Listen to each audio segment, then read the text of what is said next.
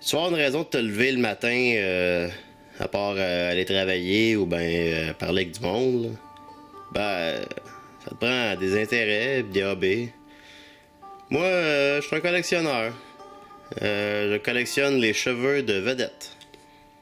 Ça fait déjà quelques années que j'ai commencé à faire ça. Combien j'en ai? J'en ai 7. Ben, j'en ai 7 de 5 vedettes différentes, en fait. Il y en a un que j'ai 3 fois ses cheveux. La première fois, c'est excitant, mais maintenant, tu t'habitues à tout, c'est sûr.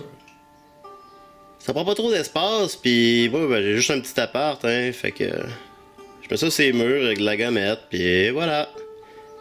Une fois, elles sont toutes tombées pendant la nuit, pis je pense que j'ai mélangé les noms, mais anyways, whatever. Ici, j'ai des cheveux de Steven Spielberg quand il est venu filmer Catch Me If You Can dans la ville de Québec. En tout cas, c'est des cheveux que j'ai trouvés à Québec, là. Ben, dans le bout de Québec. Faut-tu que t'es laves? Je dirais que je lave pas les miens. Des fois, faut que j'en achète aussi. Ça, j'ai acheté ça dans un salon de coiffure au coin de la rue. Une aubaine. C'est qui le fou, hein? Mon joyau ici, Denis Bérubé. Il était dans la chorale de mon village. La première année. Éventuellement, il s'est suicidé dans un parking de Zellers. En terminant, ben, un cheveu de Jean-François Harrison. Je sais pas si ça a pris de la valeur ou ça a perdu de la valeur, mais en tout cas, l'un ou l'autre, c'est pas à vendre. J'aimerais ça avoir un cheveu du Survenant, ben de Séraphin. Les gens qui ont bâti notre pays.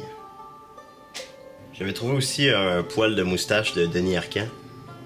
Mais je veux dire, je collectionne pas les poils de moustache, là. Faudrait être bizarre. Je me suis souvent invité dans des dîners de cons à cause de ma passion. Ben évidemment, ils te le disent pas que t'es dans un dîner de cons, mais c'est que maintenant, à force qu'à chaque fois qu'on m'invite à quelque part, je suis entouré de gens qui font des maquettes, maintenant tu reconnais les signes, là. Je dis rien, tu sais, je gagne tout le temps des prix, puis ça me fait un repas. C'est qui le con, hein? Puis quand tu trouves le cheveu de quelqu'un à terre, ça t'en dit long sur la personne, tu sais. Ça te dit ça te dit qu'il perd ses cheveux.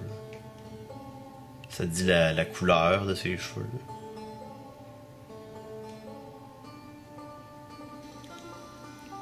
J'avais trouvé un os, puis je me suis dit, c'est peut-être un os de vedette.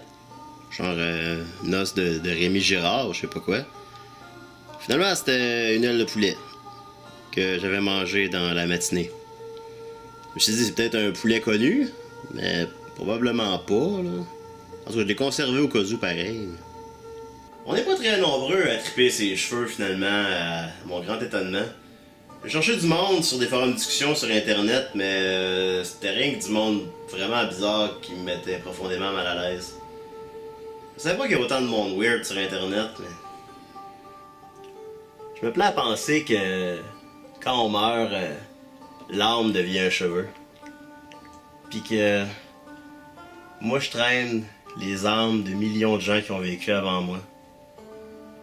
Puis je vais porter ce fardeau-là jusqu'à ce que moi-même je devienne un cheveu qui va être porté sur la tête de quelqu'un que je connais pas encore. Ça me calme de penser à ça.